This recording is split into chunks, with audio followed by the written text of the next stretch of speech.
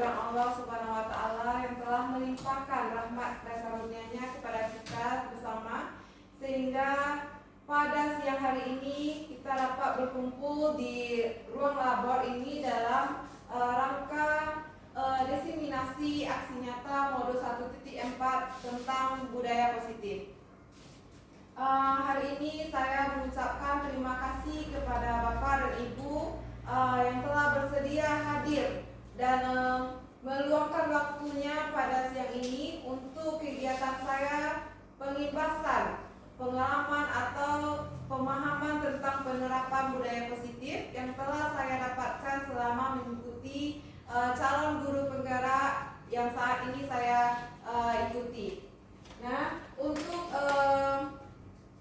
tidak memperpanjang kata mukodimah, kita mulai acara ini dengan mengucapkan basmalah. Bismillahirrahmanirrahim.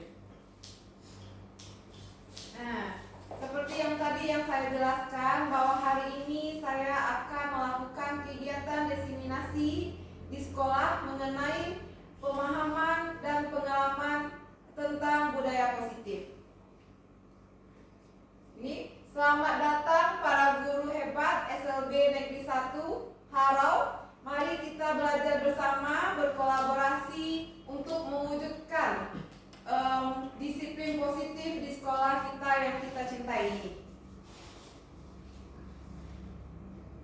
Nah, sebelum mulai Bapak Ibu, kita membuat kesepakatan dulu. Apa yang kita lakukan, kesepakatan yang kita sepakati hari ini untuk selama kegiatan ini berlangsung gitu. Nah, di sini kita sepakat mau bagaimana kegiatan diskusi kita sampai akhir nanti.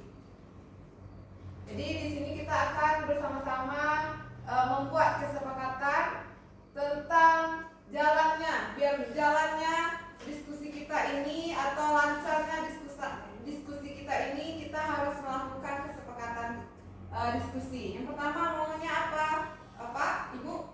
Boleh Pak Harman? Yang pertama mungkin karena berhubungan dengan gadget kita sekarang kan, Ya. selama diskusi kalau bisa itu kita hindari atau kita silent kan.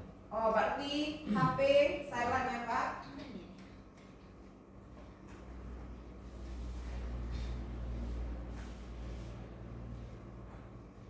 Ada lagi? Bu, Boleh silakan Pak Nasro.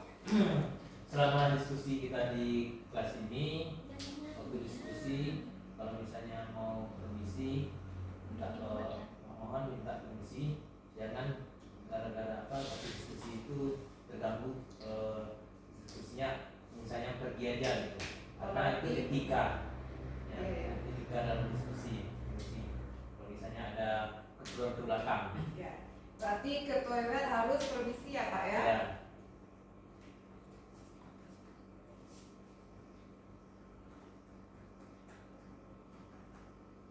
Ada lagi?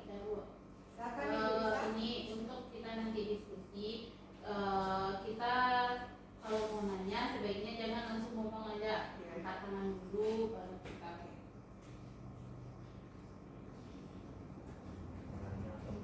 Iya, Hanya hanya mendapat menjawab. tunjuk tangan. Tunjuk rotan. Angkat tangan. Jangan. Oke, ada lagi? Ada lagi Ibu apa-apa? Cukup 3? Ya. Lain. Yang Ibu yang lain?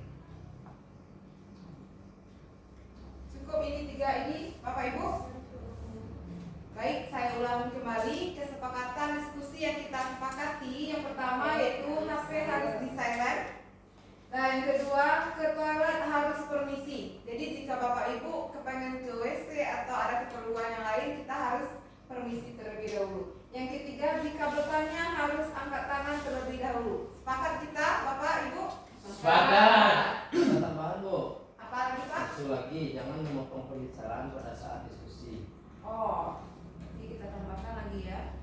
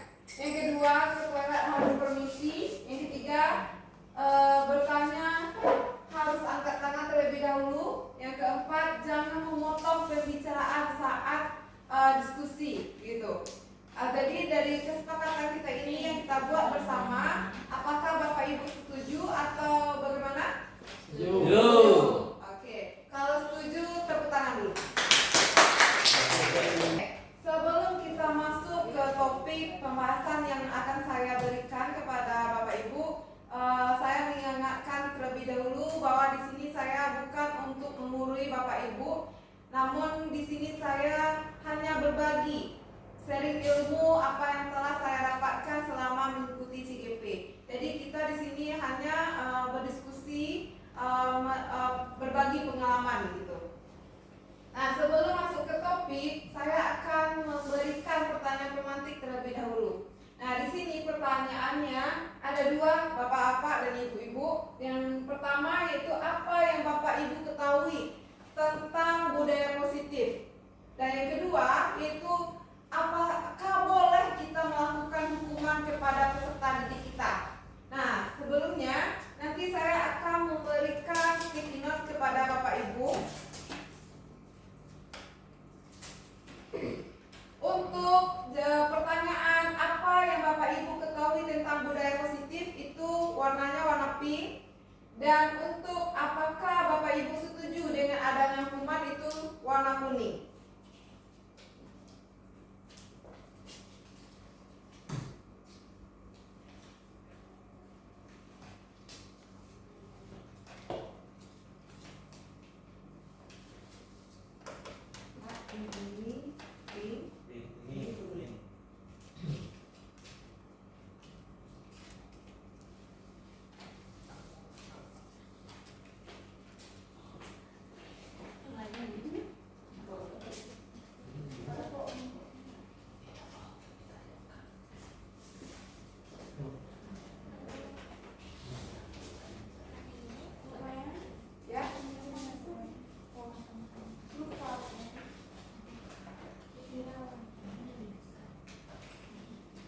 Boleh bertanya punya? Boleh Pak?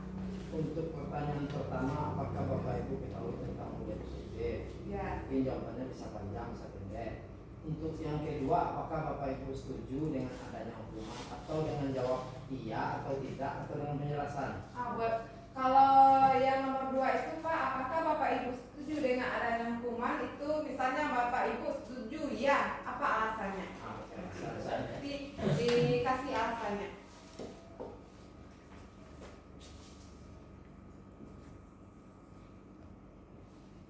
Ya, panas. Jadi ya, tuh ya.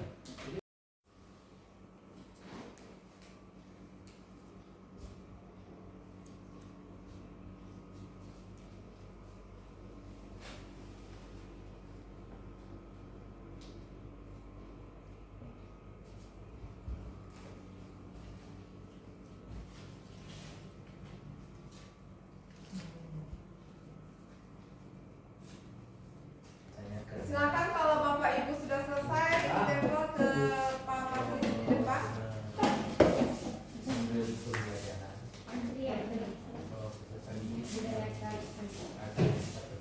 Budaya positif.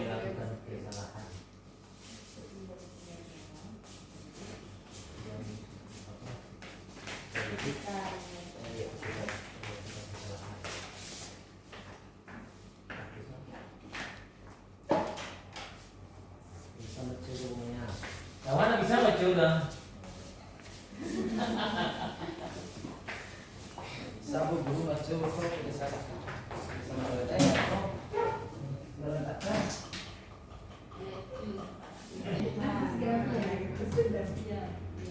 Apa di sekolah piano bisa nampak betul.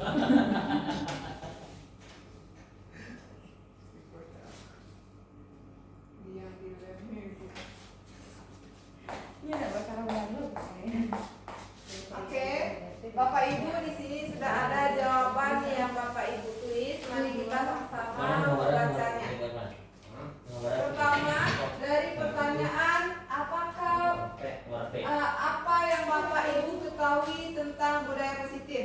Yang pertama itu menurut saya budaya positif ialah kebiasaan-kebiasaan atau perilaku yang baik yang berpihak kepada siswa. Yang kedua, budaya positif yaitu nilai-nilai keyakinan dan kebiasaan-kebiasaan yang berpihak kepada siswa. Yang ketiga, budaya positif adalah kebiasaan yang ada dalam suatu lingkungan masyarakat yang nilainya positif memberikan manfaat. Yang keempat, budaya positif adalah nilai kebaikan yang terbentuk melalui kesepakatan bersama dan diterapkan pada lingkungan sehari-hari. Nah, yang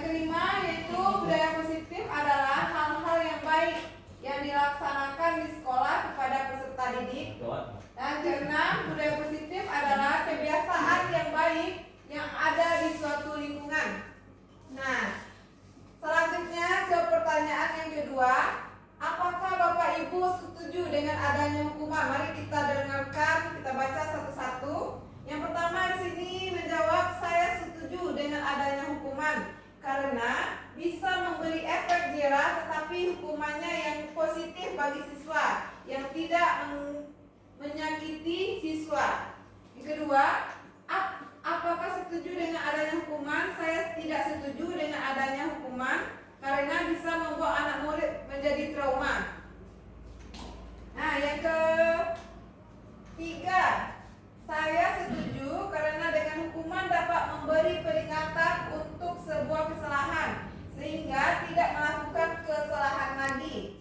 Yang selanjutnya, tidak setuju karena hukuman akan membuat anak jadi takut untuk jujur dengan kesalahan. Jawaban selanjutnya, setuju dengan alasan apabila hukuman tersebut mampu menghadirkan kebaikan dan tanpa melukai fisik dan psikis seorang anak. Nah, yang terakhir, ya, karena untuk memberi pembelajaran peserta didik ketika berbuat salah. Nah, dari jawaban Bapak Ibu ini ada yang menyatakan setuju, ada yang menyatakan tidak setuju. Udah hampir semuanya mungkin sudah tahu tentang budaya positif. Nah, dari pertanyaan Bapak Ibu tadi, budaya positif itu adalah lingkungan atau suasana dalam suatu komunitas atau seperti organisasi. Nah, yang ditandai dengan nilai-nilai dan praktik yang mendukung perkembangan pribadi atau kesejahteraan suatu anggotanya.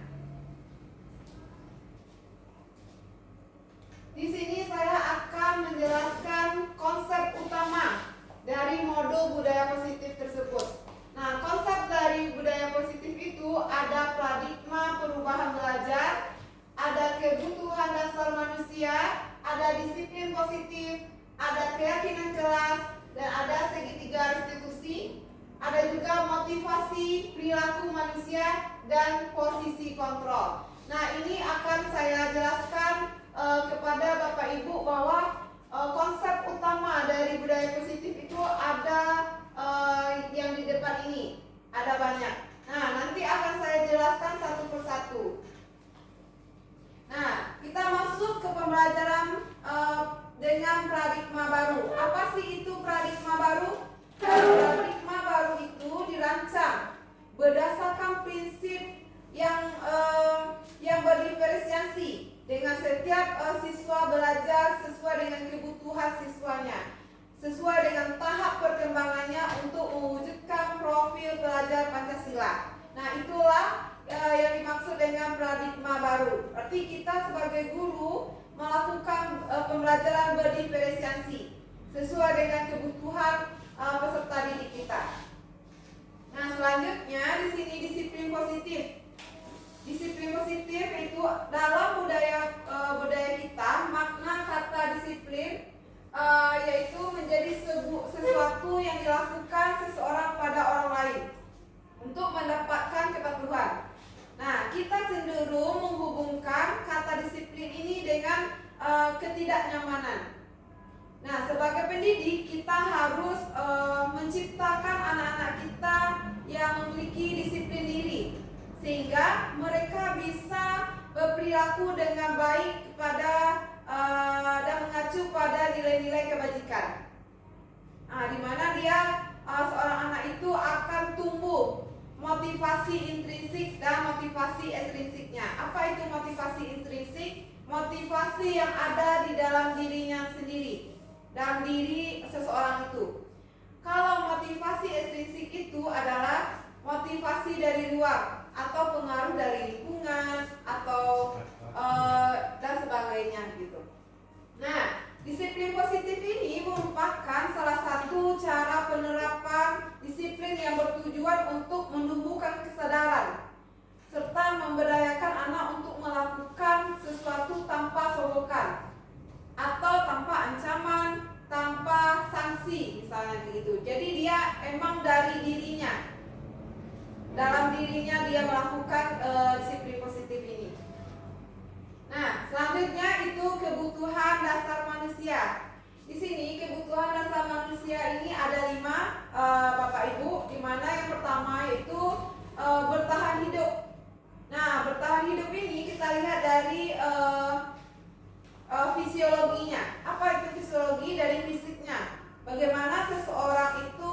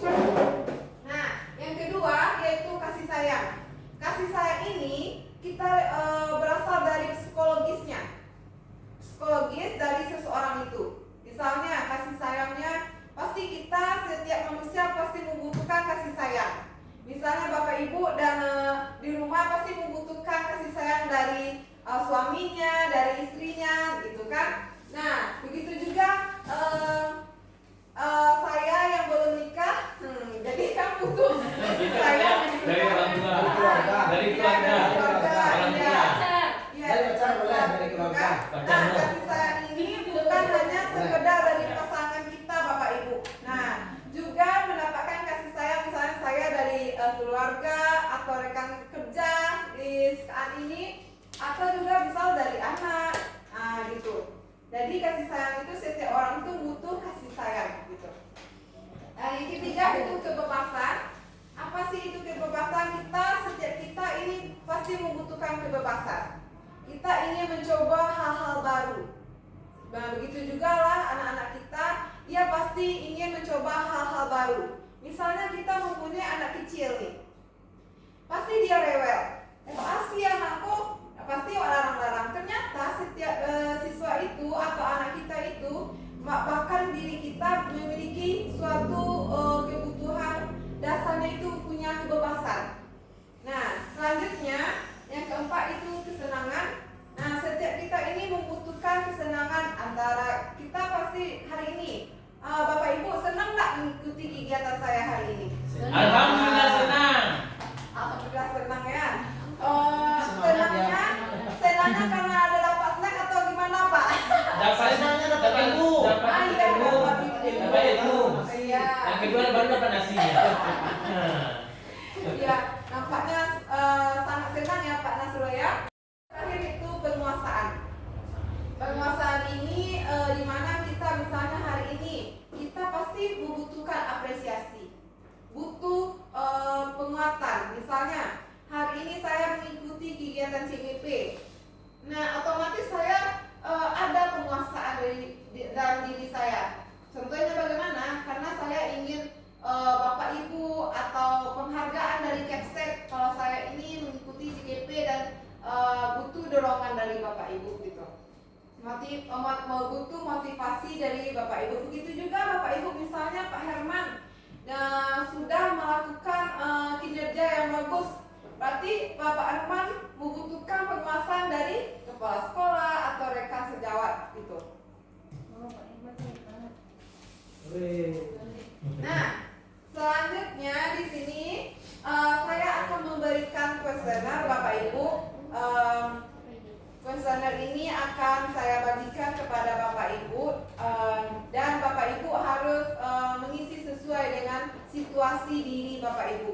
Jadi kebutuhan dasar apa yang telah Bapak lakukan atau kebutuhan dasar apa sih yang sesuai dengan diri saya. Jadi nanti Bapak Ibu akan mengisi kuesionernya. Bapak Ibu mengisinya di sini ada poinnya. 1 itu tidak benar, yang 2 itu kadang-kadang, yang ketiga itu sangat benar.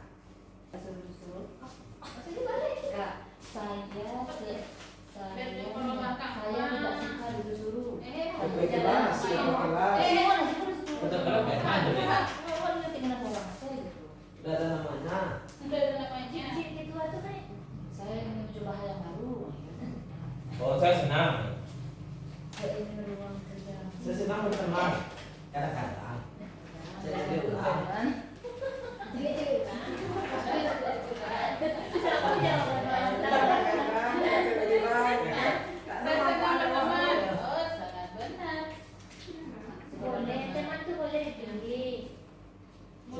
Saya suka ngobrol lewat telepon atau bahkan selalu sampai bisa live. Saya kadang-kadang. Nah, bukan saling pikir. Saya tidak benar. Ini tadi kan? Iya, dikali Kak. Ya, Nintari. Ya, Saya ingin orang-orang menyukai saya. Oh, Oh, sangat benar. Apa yang teman-teman saya pikir teman saya itu penting. Nanti Bapak yang tanya, kalau misalnya tidak benar, nanti Bapak Ibu Oh, tuh, dikali yang angka 1. Tapi kalau misalnya kadang-kadang Ibu berarti dikali yang angka 3. Oh, Kalau ini misalnya bodoh. saya sangat benar, berarti angka 5. Pak Nasrul paham? Paham. Saya Sa- tidak satu- suka sa- membuat saya- kesalahan. hubungan Oi. ngomong lewat telepon. lewat telepon. Dengan suara demonstrasi. Kadang-kadang. Mau tidur. Saya suka kerja dengan orang lain. Waktu dengan orang lain, yo. Menghabiskan waktu dengan orang lain, yo. Yo. Dengan istri, dengan istri, dengan anak. Apa ini Cok? Karena saya tidak senang sendiri, makanya dengan orang lain. Itu. Banyak waktu dengan orang lain. Oh, Tidak benar atau kadang-kadang? Kadang-kadang. Saya ingin orang-orang milih saya. Hah? Iya. Sangat benar lah. Biarlah kadang-kadang ya. Berharap banyaknya kurang lah. Berharap banyak kurang. Kecewa benar. Ya kecewa tau dong. Diharap disukai Dia orang tergantung sebelah. situasi diri kita ya Bapak Ibu. Dia situasi tapi. Ya, situasi diri itu mungkin di situasi Ya, yang mungkin juga situasi mantan yang disukai orang. sangat benar kan. Wah, itu semuanya. Nah, Saya ingin membuat orang-orang bangga dengan saya. bangga itu benar.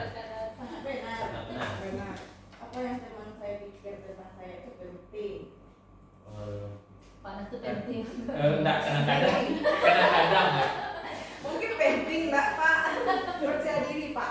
Sangat penting banget. Sangat penting Pak. Gua ada penting mana ada dalamnya. Anda betul. Kalau itu lain, yang lainnya itu. Dan saya lebih suka bekerja sama daripada bekerja sendiri. Oh, itu menerima tuh. Iya, itu sangat penting. Saya senang bertemu orang baru. Ah, itu iya tuh menerima tuh.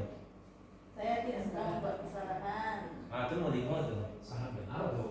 Saya suka Sangat benar Pak itu semuanya. Menerima tuh. Bisa. Saya tidak suka perubahan. Oh, Belum, Bu. tidak awal nomor 1. Saya tidak suka perubahan.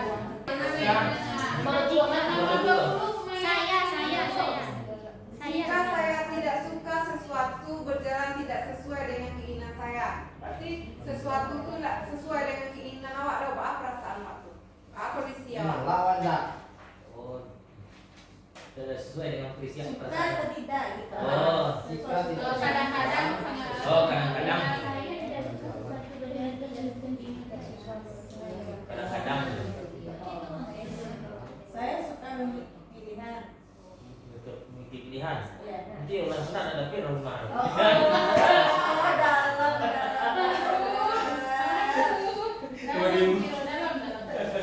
Ayo jawabannya benar tidak benar? Benar. Saya suka memiliki pilihan, tapi benar. Benar. Kita ada semua orang rumah. Ayo kan ada rumah. Saya adalah orang aktif. Ya. Ah, ya. Di Ah, iya. sekolah ada. Kadang-kadang nih. Saya senang mencoba hal. Oh iya, mau dimut. Saya akan bermain sendiri jika saya mau. Oh tidak. Tidak bisa pandangan sendiri kan? Main sendiri. Nah itu cocok bermain sama mah. itu hal mendalam tuh. Wah, banyak sih ngajak dulu. Bu guru yang aku hal mendalam tanya kau ada teman. Apa? Saya tidak suka bermain sendiri. Apapun. Tanya sendiri. Bisa. Pertanyaan tuh ya. Alhamdulillah. Alhamdulillah. Jawabannya ada batas. Itu bu guru tanamlah pertanyaan. Pasti menanggapi jawab. Ada lagi Pak? Nah itu kadang-kadang. Apa yang Kencang, Le. saya tidak Sampai berpengaruh. ada bocoran. Apa? Suara Apa yang saya pakai tidak berpengaruh. Apa yang saya pakai sama orang. Oh itu minta Kenapa? kadang-kadang. Saya tetap akan bermain walaupun saya tidak suka. Saya sering tertawa. Oh, kalau tidak ya. Oh, Saya saya tidak sering suka disuruh. Apa? Kadang-kadang Kadang-kadang. Mungkin tidak berpengaruh bagi saya. Saya memiliki koleksi. Tidak benar. Tidak ada koleksi saya. Mungkin koleksinya Apa piala yang satu hewan itu? itu mungkin Tidak ada yang mainan. Terapi atau ya. koleksi kacamata Pak Herman. Benar. Koleksi kacamata. Ya mah saya memiliki koleksi kadang-kadang. Nomor satu tetap. Tidak ya. Saya sering tertawa. Oh itu iya dong. Sering tertawa. Iya adalah. Saya sering tertawa. Setiap hari Pak Nasrul ketawa. Setiap Kadang-kadang itu kadang-kadang. Dalam sehari ada. Kadang-kadang ya. Kadang-kadang. Kalau sering kalau ceno gitu mah dalam. Nah, saya memiliki koleksi. Koleksi yo Koleksi apa? banyak. Benar. Koleksi motor ada kalau pernah naik motor. Saya senang memberitahu lelucon. Itu sangat tuh mah. Pak Nasrana tuh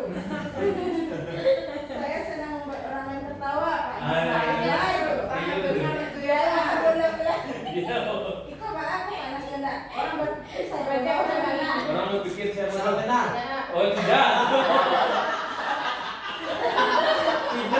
Tidak. Kamu harus saya itu kok. Tapi kita ya Kok tak kedua, Pak? macam-macam permainan. Oh iya. Nah, benar ya. Benar. Menurut saya ada banyak hal yang lucu. Oh kadang-kadang. Nah, menurut saya sekolah menyenangkan. Oh iya. Sampai tinggal di Saya suka sekolah. main, masih bermain. Oh kadang-kadang. Tidak coba nari. Tidak. Mana pandai menari itu. Menari Guriola pandai. Jangan bukan nih. Orang pikir saya lucu.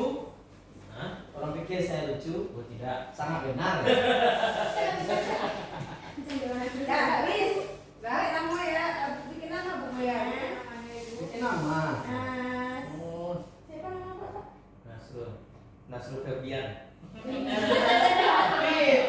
Oh, betul ya. Terima kasih atas presenter yang yang telah diisi. Dari Bapak Ibu ada yang poinnya 1 tidak benar, ada juga yang kadang-kadang. Bapak Ibu, kita kembali ke topik. Bukan kembali ke laptop ya, itu cukup. Nah, ini selanjutnya motivasi perilaku manusia. Apa sih itu motivasi? Motivasi yang timbul pada diri seseorang tersebut secara sadar atau tanpa tidak sadar, yaitu untuk melakukan tindakan dengan tujuan tertentu. Nah, motivasi perilaku manusia ini ada 3. Dilihat dari menghindari ketidaknyamanan dan hukuman. Apa itu? Murid melakukan disiplin diri karena ia takut dihukum. Nah, ini merupakan motivasi estrinsik. Karena dia takut dihukum, maka dia melakukan kegiatan tersebut. Misalnya kok anak Pak Nasrul, takut mah kok dihukum di apa tuh? Dilakukan serinya. Yang apa suruh. Nah, itu tuh merupakan motivasi estrinsik dari luar, bukan dari dalam dirinya. Nah, selanjutnya nomor 2 itu mendapatkan imbalan atau penghargaan dari orang lain. Nah, itu murid melakukan disiplin diri itu dari ingin mendapatkan imbalan atau dapat dikasih reward misalnya dari Bapak Ibu. Nah, itu merupakan motivasi estrinsik. Apa tadi motivasi estrinsik itu dari luar, dari lingkungan. Ya itu. Nah, selanjutnya nomor 3 itu menghargai nilai-nilai kebajikan diri sendiri. Apa itu? Murid melakukan disiplin positif itu sesuai dengan keinginannya. Jadi dia sadar betul akan nilai kebajikan dari dirinya. Nah, ini merupakan motivasi estrinsik. Emang dirinya sendiri yang ingin melakukannya tanpa adanya mengharapkan imbalan atau mendapatkan hukuman dari luar gitu. Nah, di sini disiplin motivasi perilaku manusia itu terbagi menjadi 2. Yang pertama yaitu konsep disiplin dengan identitas gagal, dan juga ada nanti konsep disiplin dengan identitas sukses. Nah, di konsep disiplin dengan identitas gagal ini ada 2 Bapak Ibu. Ada hukuman dan ada penghargaan. Nah, misalnya dari hukuman ini, ternyata siswa kita itu merasa ketakutan. Dia merasa tersakiti dan juga murid tersebut takut.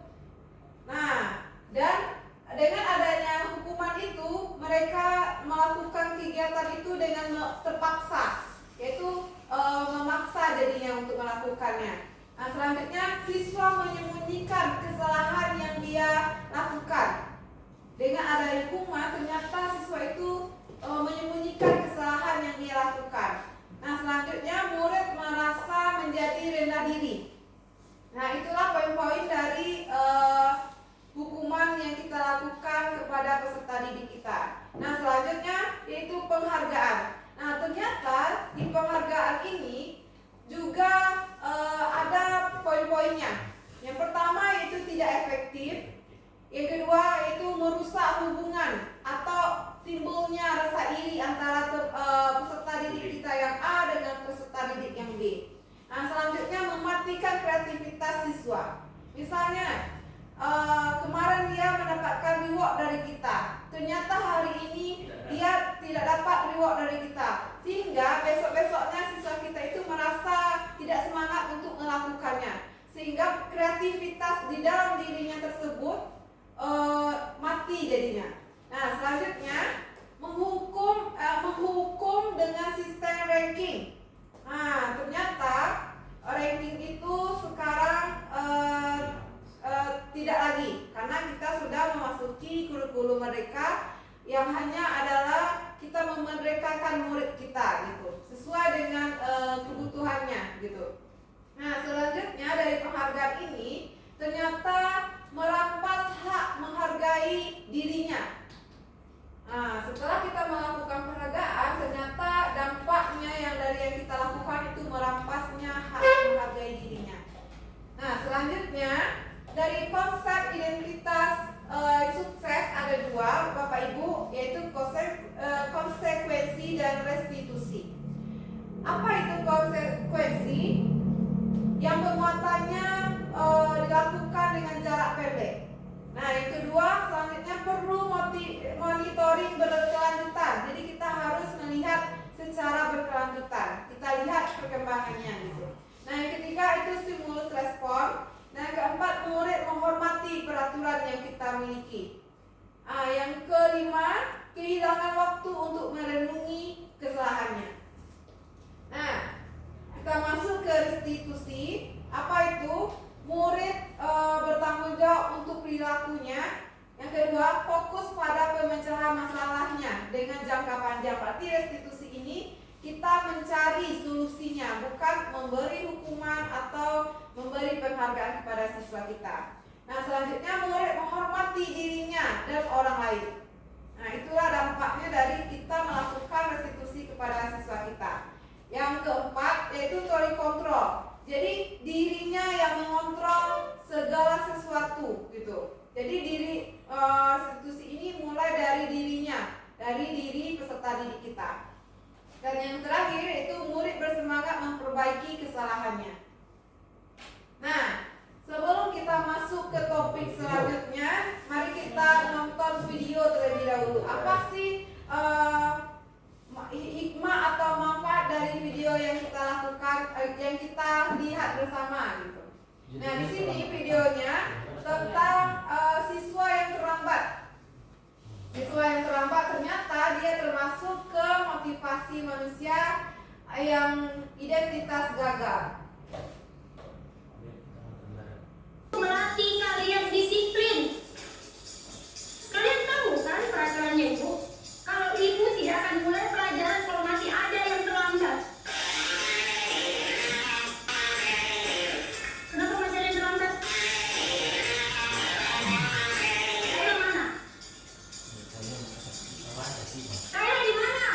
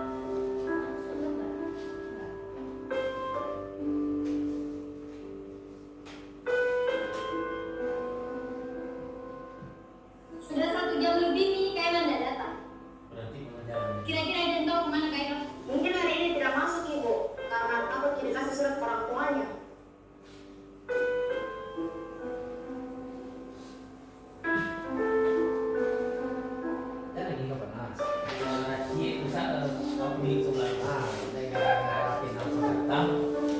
Aku selalu kan macam ini. Nah, itu. Lalu sakit mas. Ibu mana Pagi anak-anak.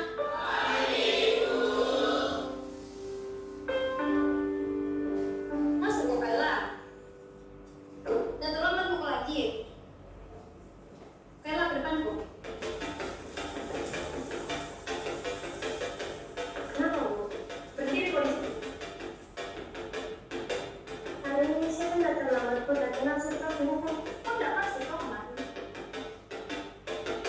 Sekarang jelaskan kok kepada kita semua di sini kenapa kok selalu terlambat dan malam kemarin kok tidak masuk. Kayla, jelaskan kok. Jelaskan kok. Bicara kok. Kayla. Maafkan kak teman-teman. Karena gara-gara saya, kalian semua nggak belajar. Hari pertama baru saya ke sekolah. Hari ketiga kemarin saya nggak masuk sekolah. Nangis. mas? Mana yang Janganku diri kecil dulu. Memang diri banget. Apakah terkadang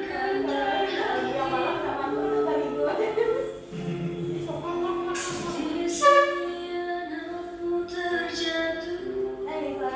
Masih sedih. Tak ada tempatku Bisa nangis. Tadi kita sudah menonton video bahwa di video itu ada anak yang terlambat.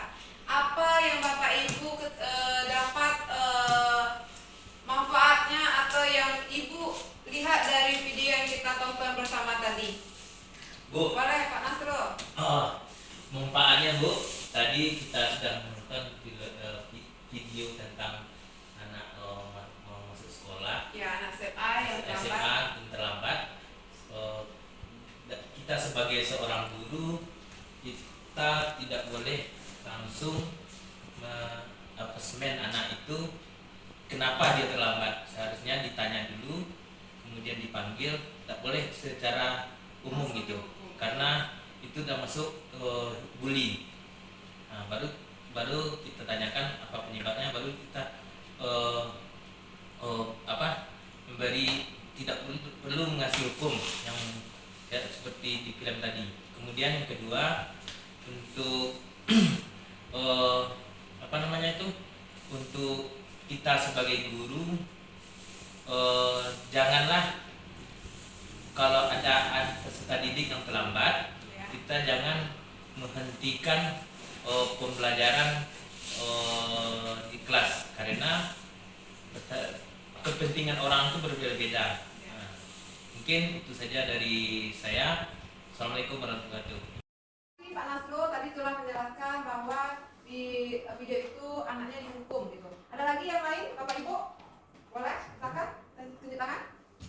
Bu Yola mungkin? Bu Novel? Atau Ibu Dona? Silakan. Kan tadi kita telah membahas tentang identitas gagal, di mana identitas gagal itu ada hukuman dan penghargaan. Nah, dari video tadi itu, dari film ini apa sih dia termasuk identitas gagalnya yang mana gitu? Silakan. Boleh Pak? Terima kasih Bu. Dari video ini itu termasuk dalam hukuman. Ya, benar. Seorang guru memberikan hukuman kepada si Kayla ini kan. Ya, Seharusnya seperti yang disampaikan Pak Nas tadi, tidak menghentikan pembelajaran, apalagi membuli seperti tadi.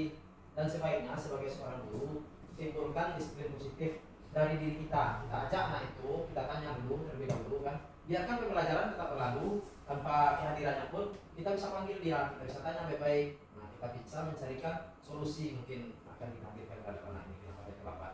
Ini tuh Bu ya. Ya, terima kasih Pak Rahmat. Dari Pak Rahmat tadi identitas gagalnya ini ternyata karena sering dihukum, ternyata Kayla ini menyembunyikan kesalahannya. Ya. Ternyata dia kenapa tidak datang hari pertama dan hari kedua dan hari ketiga itu ternyata ibunya masuk rumah sakit. Sebenarnya Kayla ini bisa dia menjelaskan kepada gurunya, saya ini terlambat karena orang tua saya sakit. Seharusnya dia bisa. Tapi ketika dia selalu dihukum, ternyata dia menyembunyikan permasalahannya, sehingga otomatis guru dan teman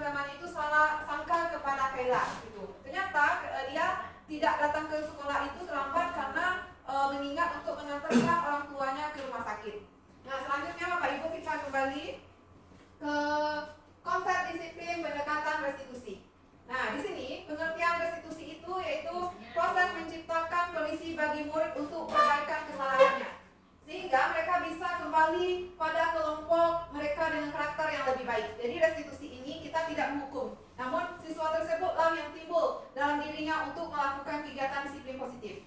Nah, apa sih ciri-ciri restitusi ini? Yang pertama itu bukan menembus kesalahan, namun belajar dari kesalahan. Nah, kedua itu memperbaiki hubungan. Memperbaiki misalnya tadi dari kesalahan si Kayla dan gurunya itu dan teman-temannya, seperti yang Pak Herman tadi bilang, seharusnya kita setelah selesai proses pembelajaran itu kita ajak si Kayla ini untuk bertanya kenapa terlambat, bukan ketika saat melakukan proses pembelajaran. Nah, selanjutnya tawaran bukan paksaan. Jadi kamu maunya seperti apa? Nah, kita menawarkan kepada peserta didik, bukan paksaan. Pokoknya besok tak boleh terlambat, bukan begitu. Kita menawarkan kepada peserta didik ya. Nah, selanjutnya menuntut untuk melihat ke dalam dirinya. Nah, selanjutnya mencari kebutuhan dasar yang mendasari tindakan. Jadi tindakan si Kayla ini apa? Jadi dari diri Kayla ini. Nah, yang keenam itu fokus pada karakter, bukan tindakan. Jadi kita harus membentuk karakter dari si Kayla ini misalnya. Nah, yang terakhir itu menguatkan dan fokus pada solusi. Jadi restitusi ini kita mencari solusinya, bukan menghukum anak kita itu. Apa sih solusi yang bagus untuk kesalahan yang dilakukan oleh peserta didik kita? Nah, di sini ada perbedaan dari kasus, konsekuensi, dan restitusi. Nah, contoh kasusnya di sini yaitu siswa yang sering tidak membuat PR. Kalau dari hukuman itu, apa sih guru menghukum siswa tersebut hormat bendera selama 10 menit itu merupakan hukuman. Nah, apalagi guru marah dan murid menjadi takut. Nah, itulah kegiatan dari identitas gagal yang kita lakukan dengan adanya hukuman. Nah, yang kedua itu konsekuensi. Misalnya, jika siswa kita tidak membuat PR, apa sih konsekuensinya? Yang pertama, guru memberikan konsekuensi untuk mengerjakan PR misalnya saat istirahat berlangsung, atau membuat PR-nya 2 kali lipat dari yang kita kasih kepada peserta didik kita. Nah, yang kedua itu guru tegas dan siswa menghormati peraturan. Jadi dengan adanya kita melakukan konsekuensi, jadi siswa tersebut menghormati peraturan yang kita buat. Begitu juga tadi kita sebelum memulai kegiatan diskusi ini kita membuat kesepakatan dulu. Nah, gitu. Ya. Yang ketiga itu restitusi. Apa sih restitusi? Jadi guru menanyakan keyakinan kelas apa yang telah dilanggarnya. Nah, jadi siswa menyelesaikan masalahnya sendiri. Jadi kita ibaratnya seperti among. Nah, iya, among aja untuk peserta didik kita gitu. Yang kedua itu guru terbuka dan siswa menghormati dirinya dan orang lain. Jadi emang dari dirinya. Nah, Bapak Ibu di sini saya akan memberikan kuis di mana Bapak Ibu nanti akan diberikan pertanyaan 10, Bapak Ibu akan menjawabnya dari kuis tersebut. Silakan Boleh jalan ke depan semua. Mana sendiri?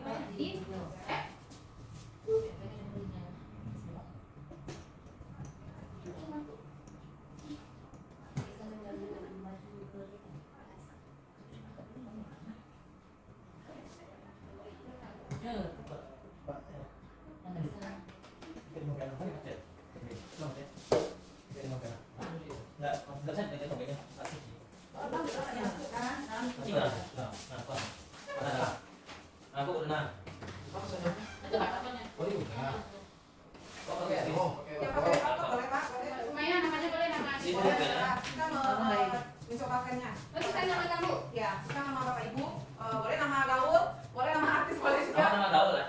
Rio. Iya, yang itu Bapak. Ada teman aku lagi. Udah semuanya masuk, ada 3 orang. Udah. Oke, kita mulai ya Bapak Ibu, siap? Sudah siap? Ya.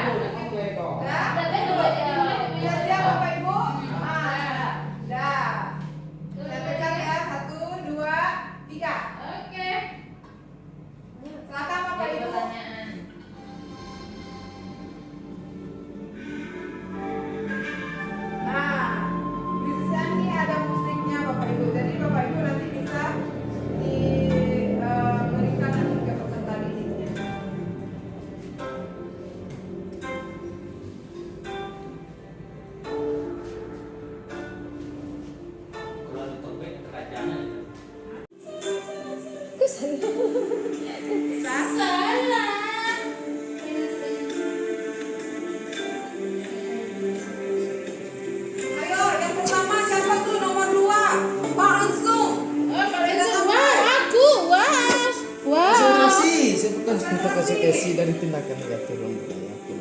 Mana ini tuh perjalanannya? Iya, nanti. Siapa nomor 3 udah masuk. Siapa ini? Kebaikan. Yang di bawah Ya, masih kalau gini. ini cantik.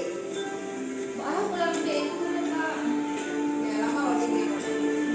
Kamu jangan yang Nah, ini sudah masuk ke jam nomor 2. Dilihat di mana? Pak Unsum. Iya, Pak Unsum. Nomor 1 cepat lagi. Bapak Pak Bibian ya diikuti oleh Ibu. Kamu oleh banyak. Ini dapat poin Pak, ini dapat poin. Dari iklannya dapat poin.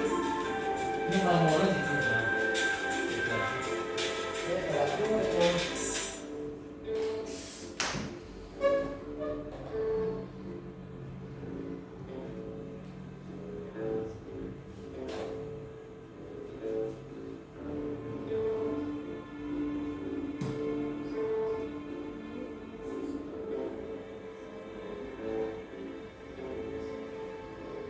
Ih, salah.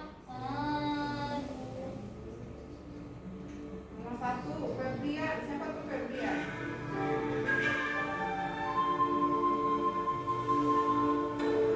HGR itu siapa tuh? Saya sudah. HGR. Memang dapur. BBM. Dia kan konsentrasi dua. Alah, ini konsentrasi udah.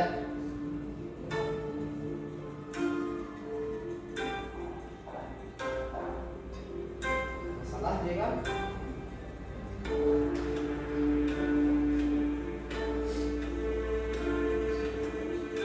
Oke, kamu enggaknya tidak.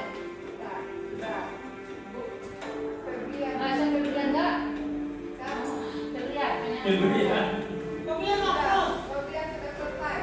Wait, seribu. Aduh, kok 8.000? Perasaan tuh. 10.000 tuh. 10.000 kamu. Oh, 10.000 dia panas. 10.000. Nah, Ya, panas kemenangan. Febrian.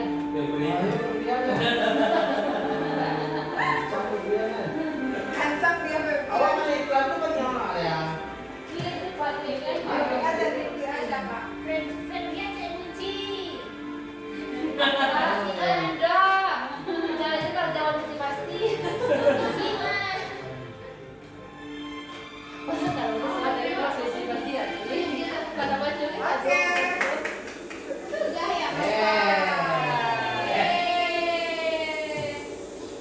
Dapat emas. Dia dapat emas ah. Febrian apa? We the champion. Allah, habis waktunya. Nah, Bapak Ibu siapa yang Lagi bos-bosan lagi.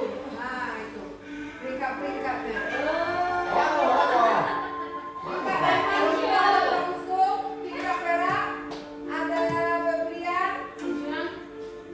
Nah, Mana itu. Rek? Habis Itu aja. waktunya. Oke. Selesai Bapak Ibu, kita kembali Ini ke udah finish nggak? Aku udah. Udah. Habis waktunya. Teknikal udah. Nah, Bapak Ibu. Jadi cantik tuh. Oh iya. Oke, Bapak Ibu itu tadi kuisis. Bagaimana Bapak Ibu perasaannya memainkan kuisisnya? Sangat senang. Senang sekali. Sangat senang sekali ya. Baik, Boleh, Bapak tangan Ibu, ke atas. kita lanjut ke topik berikutnya, yaitu 5 posisi kontrol restitusi. Nah, ternyata 5 posisi kontrol restitusi ini ada 5 Bapak Ibu. Yang pertama yaitu hukuman. Itu kita memberi hukuman kepada peserta didik kita. Yang kedua membuat rasa bersalah. Nah, yang ketiga itu teman. Dan keempat itu pemantau dan yang terakhir itu manajer. Jadi kita sebagai guru itu harus menjadi manajer bagi peserta didik kita. Misalnya apa sih kata-kata manajer itu? Apakah kamu tahu kesalahan kamu? Berarti kita menanyakan kesalahannya, bukan menghukumnya, bukan memantau dan juga bukan membuat bersalah gitu. Nah, kata-kata dari penerapan manajer ini yaitu kira-kira bagaimana kamu akan memperbaiki kesalahan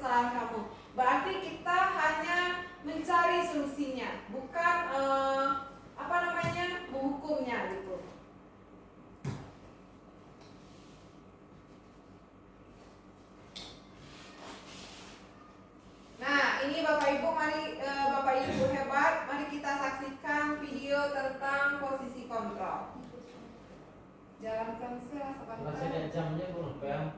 Lumayan aja Pak. Lumayan. Lumayan.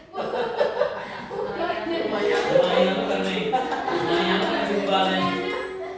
Sorry kok. Salam bahagia Ibu dan Bapak Guru hebat. Dalam program Disiplin Positif Restitusi, salah satu program yang dikembangkan adalah 5 posisi kontrol. 5 posisi kontrol dalam restitusi adalah proses 5 posisi kontrol yang dikembangkan oleh Diane Dawson dan contoh penerapannya.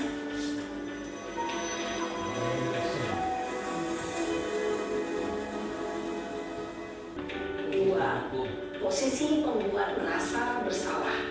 3, posisi teman. 4, posisi pemantau atau monitor. Lihat sih kan selesai.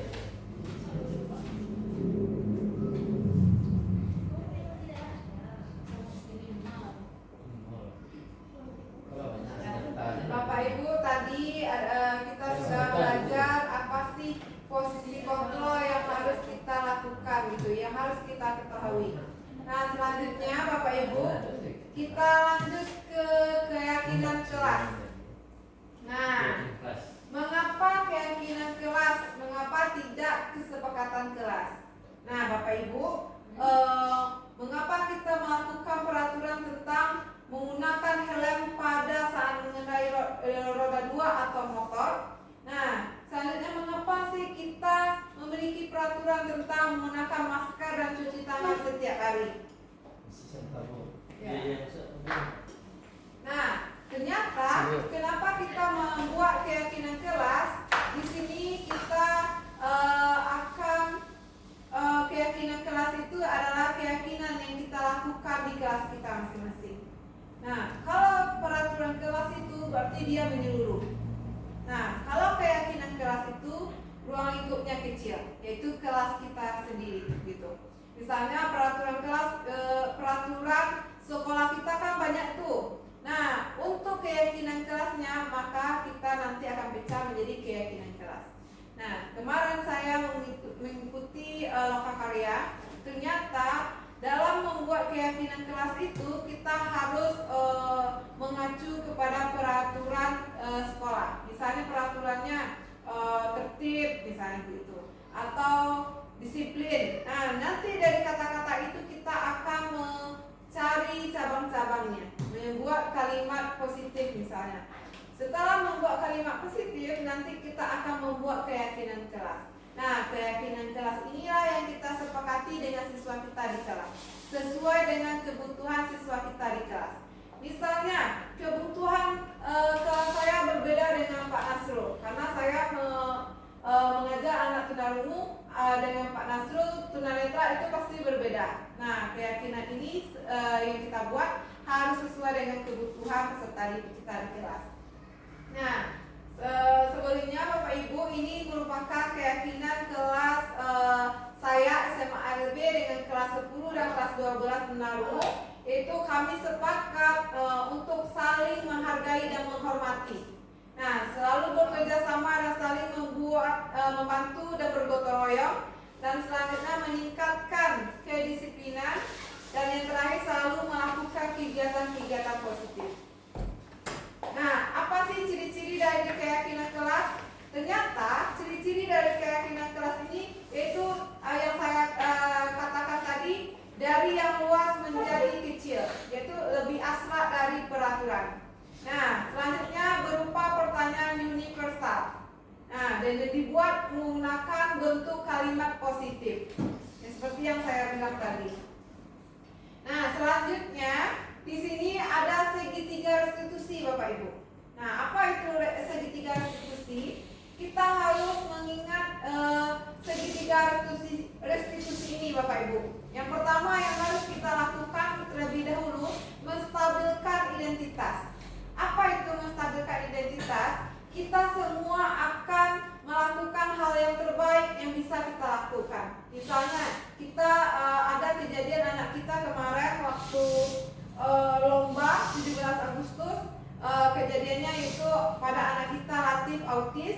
Nah, kegiatan yang harus kita lakukan terlebih dahulu ketika dia marah atau tantrum itu, kita harus menstabilkan identitasnya dulu. Kita buat dia dulu tenang, tarik nafas. Misalnya kalau dia marah, tarik nafas, pelan-pelan gitu. Jadi kita harus menstabilkan dulu. Nah, yang kedua, setelah mereka atau peserta didik kita tadi tenang, lalu kita memvalidasi tindakan kesalahannya. Apa yang kamu lakukan? Kesalahan apa yang telah kamu perbuat misalnya gitu. Nah, setelah itu nanti baru kita menanyakan keyakinan kelas apa yang dia langgar. Nah, kita menanyakan keyakinan kelasnya untuk memotivasi internalnya, dan dia dalam dirinya sendirilah dia yang mengakui ternyata dia salah misalnya gitu. Nah, untuk itu Bapak Ibu, kalau misalnya ada kesalahan kepada peserta didik kita harus mengingat segitiga restitusi. Yang pertama itu kita menstabilkan dulu identitasnya. Selanjutnya kita validasi tindakan kesalahannya. Yang terakhir menanyakan keyakinan kelasnya. Nah, ini Bapak Ibu merupakan contoh penerapan segitiga restitusi saya pada anak tunarungu. Kemarin siswanya ada Wahyu Hidayah sama Aisyah.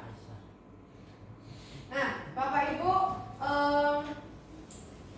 tadi saya telah menjelaskan kepada Bapak Ibu bahwa budaya positif itu ada tadi paradigma baru, disiplin positif, ada posisi kebutuhan dasar manusia, posisi kontrol, dan juga ada segitiga restitusi. Nah, di sini kita akan melakukan refleksi, Bapak Ibu. Apa itu refleksi? Bapak Ibu bisa menuangkan dengan lisan, boleh menggunakan model 4P. Apa itu model 4P? Yang pertama itu peristiwa, yang kedua itu perasaan, yang ketiga pembelajaran, dan yang keempat itu P-nya itu penerapannya.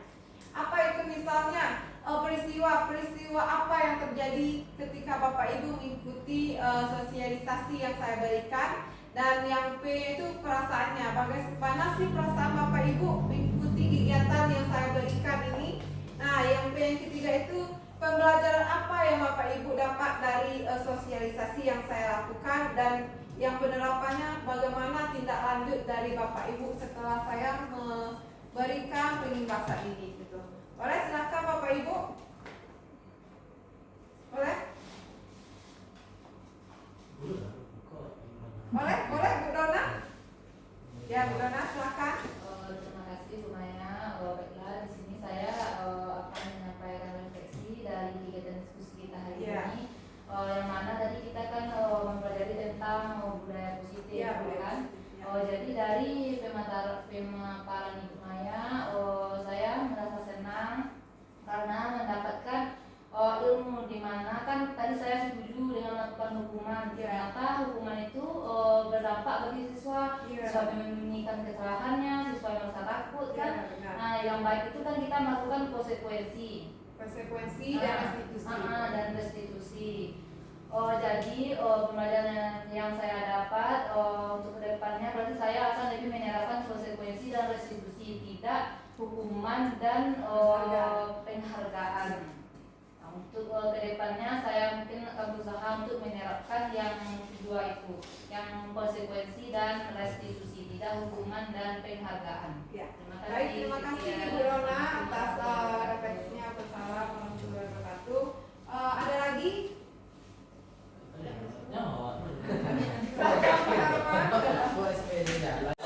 Baik, terima kasih. Mungkin tambahan saja dari yang disampaikan Bu Dona. Di samping kita dapat mempelajari bahwa hukuman itu berdampak bagi siswa, di mana dapat menyembunyikan. Nah, salah satu lagi kita juga belajar tentang kebutuhan dasar manusia, di mana kebutuhan dasar manusia ada 5 tadi kan, penguasaan, kesenangan, bertahan hidup, kasih sayang. Ternyata 5 kebutuhan dasar ini harus dicukupi, baru anak ini akan positif. Jadi apabila kelima kebutuhan dasar ini terpenuhi, maka anak itu tidak akan ada pemberontakan dalam dirinya. Lanjut itu tentang posisi kontrol. Ya. Di mana posisi kontrol ini yang terbaik menurut menurut para ahli itu ada pada posisi manajer. Kita tidak menanyakan kesalahan. Kita dengan pertanyaan kira-kira bagaimana masalah kamu, apa yang kamu lakukan, bagaimana solusinya. Nah, dengan seperti itu anak-anak merasa tersentuh hatinya. Dia akan lebih leluasa menyampaikan perasaan yang mengganjal dalam dirinya. Jadi dengan demikian kita sama-sama belajar. Mudah-mudahan kita semua ke depan menjadi guru yang lebih baik, panutan yang lebih baik, sehingga terciptalah anak-anak yang luar biasa dengan perilaku budaya positif yang baik. Mungkin itu semuanya. Terima kasih atas waktunya. Terima kasih Pak Herman. Tangan depannya.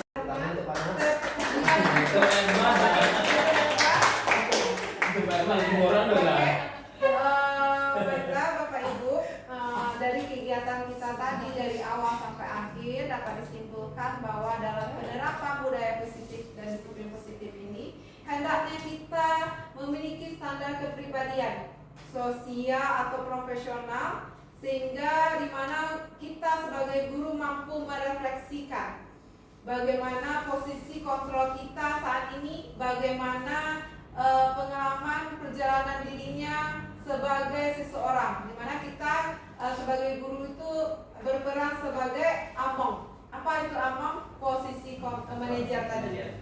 Nah, di posisi manajer ini kita menuntun peserta didik kita menjadi insan yang mandiri dan merdeka dan bertanggung jawab gitu. Nah, dari itu Bapak Ibu, mari kita sama-sama melakukan perubahan untuk murid-murid kita di SLB Negeri 1 Harau ini untuk terciptanya lingkungan budaya positif gitu. Nah, terima kasih. Habis Bapak Ibu.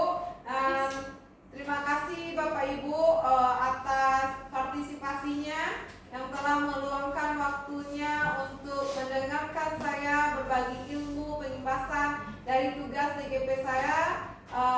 Salah dan janggal saya mohon maaf. Wabillahi taufiq hidayah. Assalamualaikum warahmatullahi wabarakatuh. Waalaikumsalam.